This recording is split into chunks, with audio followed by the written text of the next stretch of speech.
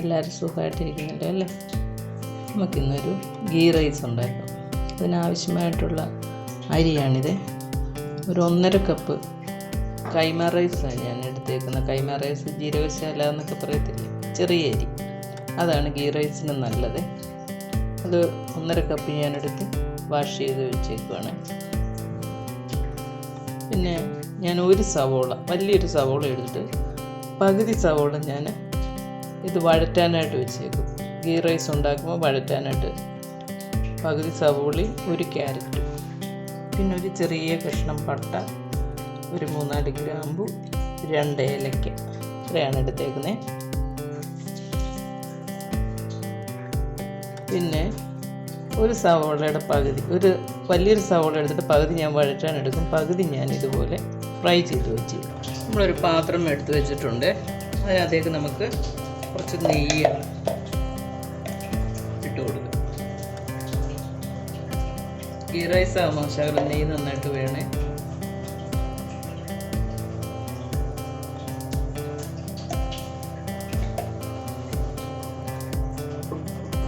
അതൊന്ന് ചൂടാകുമ്പോൾ നമ്മൾ ആ ഒരു കറുവപ്പട്ടയും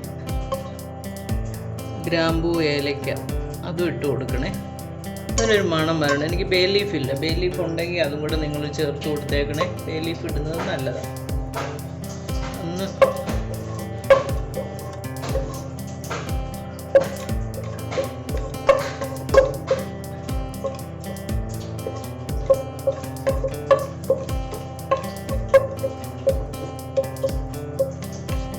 ചൂടായി വന്നിട്ടുണ്ട്. അതിനകത്തേക്ക് നമുക്ക് ഈ സവോളയും ക്യാരറ്റും കൂടി ഇട്ട് കൊടുക്കാം.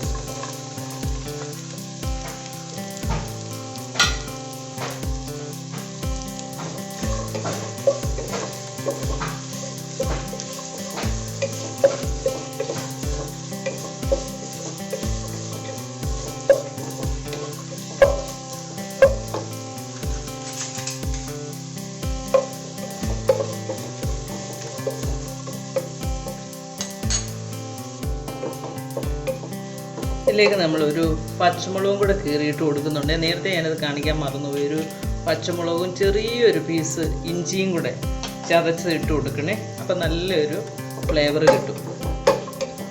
അത് നേരത്തെ ഞാൻ കാണിക്കാൻ മറന്നുപോയതാണ് കേട്ടോ. അതും കൂടെ ചേർത്ത് നല്ലപോലെ ഒന്ന് വഴറ്റിയതിന് ശേഷം അരി ഇടണം. ഇതൊരു 4 മിനിറ്റോളം വഴറ്റിയിട്ടുണ്ട്. അതിൻ്റെ ആ ഇഞ്ചിയുടെയൊക്കെ പച്ചമണമൊക്കെ ഒന്ന് മാറി നമുക്കിതിലേക്ക് അരി ഇട്ട് കൊടുക്കാം.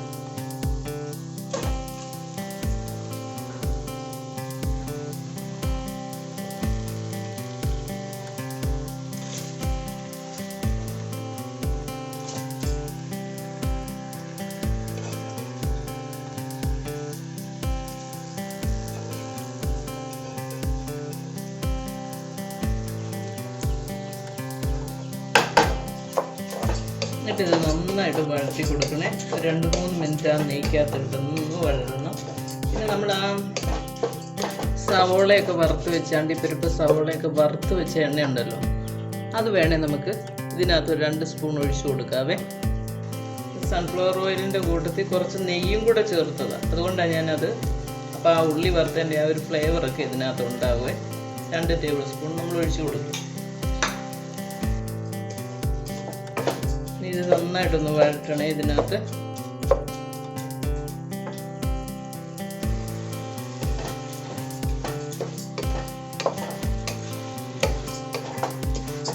കാണാൻ തന്നെ ഒരു ഭംഗിയില്ലേ? അതിൻ്റെ ഓറഞ്ച് കളറും വൈറ്റും എല്ലാം കൂടെ ചേർന്ന് ഇതിനാവശ്യമായിട്ട് വെള്ളം ഒഴിച്ച് കഴിഞ്ഞിട്ട് നമുക്ക് അതിനാവശ്യത്തിലുള്ള ഉപ്പും കൂടി ഇട്ട് കൊടുക്കണം.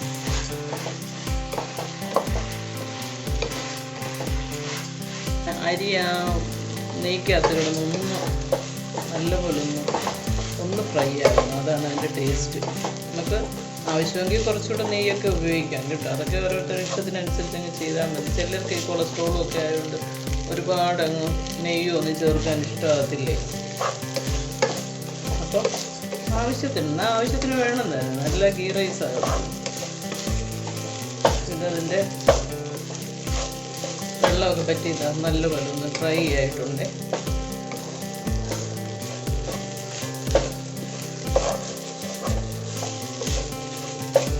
ഇതിലേക്ക് നമ്മൾ 1 കപ്പ് അരിക്ക് ഞാൻ 2 കപ്പ് വെള്ളം, അങ്ങനെയാണ്. അപ്പോൾ 1.5 കപ്പ് അരിയാണ് ഞാനിട്ട്. അപ്പോൾ അത് കാരണം 2.25 കപ്പ് ഞാൻ വെള്ളം ഒഴിച്ച് കൊടുത്തിട്ടുണ്ട് കേട്ടോ. ചിലപ്പോൾ ഞാനിത് അരി സെപ്പറേറ്റ് വേവിച്ചിട്ട് വെള്ളമൊക്കെ ഊറ്റിക്കളഞ്ഞ് അങ്ങനെ ഉണ്ടാക്കാറുണ്ട്. അപ്പോൾ ഇതിങ്ങനെ അരി ഇങ്ങനെ വറുത്തിട്ടും ഉണ്ടാക്കാറുണ്ട്. നിങ്ങൾക്ക് ഏതാ ഇഷ്ടമെന്ന് വെച്ചാൽ അങ്ങനെ ചെയ്യാതെ. ഇത് വെള്ളം തിളപ്പിച്ച് വെച്ചിരുന്നതാണ്, അത് ഇതിനകത്തോട്ട് ഒഴിച്ചു കൊടുക്കുക.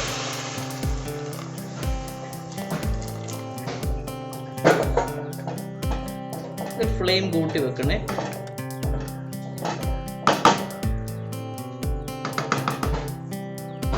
ഇനി ആവശ്യത്തിന് ഉപ്പിട്ട് കൊടുക്കും.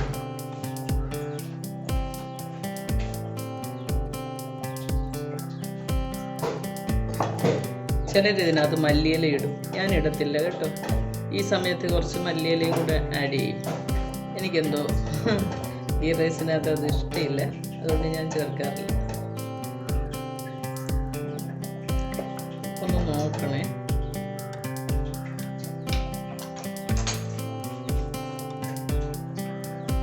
നമുക്കിത് അടച്ചു വെച്ച് വേവിക്കാം.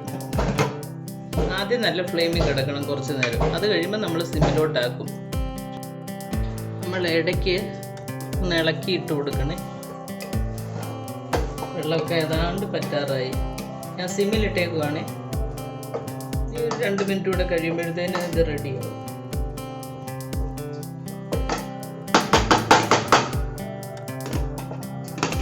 സിമ്മിലിട്ട് 2-3 മിനിറ്റും കൂടെ കഴിയുമ്പോഴത്തേന് റെഡിയാവുമേ.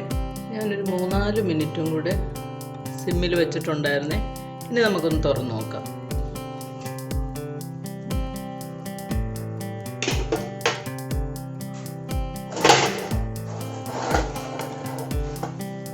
വെള്ളമെല്ലാം പറ്റി ഞാൻ തീ ഓഫ് ചെയ്തു.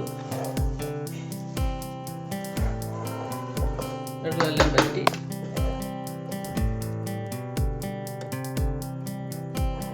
ഇനി നമുക്ക് കുറച്ച് നെയ്യും കൂടി ഇതിൻ്റെ പുറത്തോട്ടൊന്ന് ഒഴിച്ചു കൊടുക്കണേ.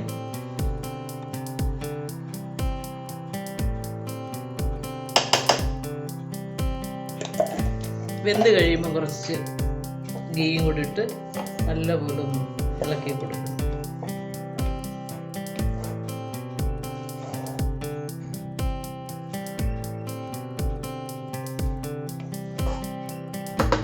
എല്ലാ ഭാഗത്തേക്കും ഒന്നും ആകണം നെയ്യ്. തണുത്ത് കഴിയുമ്പോൾ ഇതൊന്ന് നോർമലാകും കേട്ടോ. ഇപ്പോൾ ഈ ചൂടായതുകൊണ്ട് ഇച്ചിരി ഒന്ന് കുഴഞ്ഞിരിക്കുന്ന പോലെ തോന്നുന്നത്. ഒരു 5 മിനിറ്റ് കഴിഞ്ഞാൽ തണുക്കുമല്ലോ. തണുക്കുമ്പോഴത്തേനും അത് കറക്റ്റ് പരുവാകും.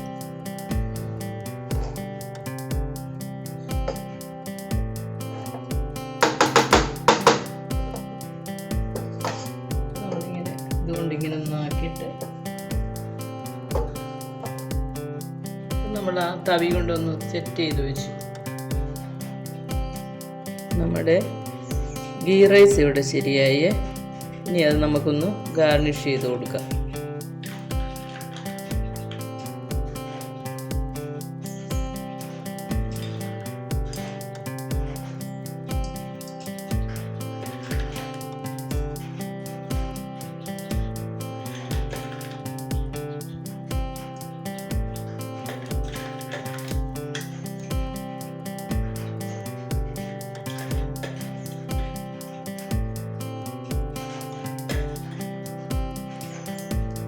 വളരെ ഭംഗിയല്ലേ കാണാൻ, അതുപോലെ തന്നെ ടേസ്റ്റും കേട്ടോ. എല്ലാവരും ഇതൊന്ന് ട്രൈ ചെയ്യണം. ഇതിൻ്റെ കൂടെ നല്ല ബട്ടർ ചിക്കൻ നല്ലതായിരിക്കും. ഞാൻ അടുത്ത ദിവസം തന്നെ ഇതിൻ്റെ റെസിപ്പി ഇടുന്നതായിരിക്കും, ബട്ടർ ചിക്കൻ്റെ കേട്ടോ. എല്ലാവരും ഒന്ന് കാണണം, ലൈക്ക് ചെയ്യണം, ഷെയർ ചെയ്യണം. Thank you.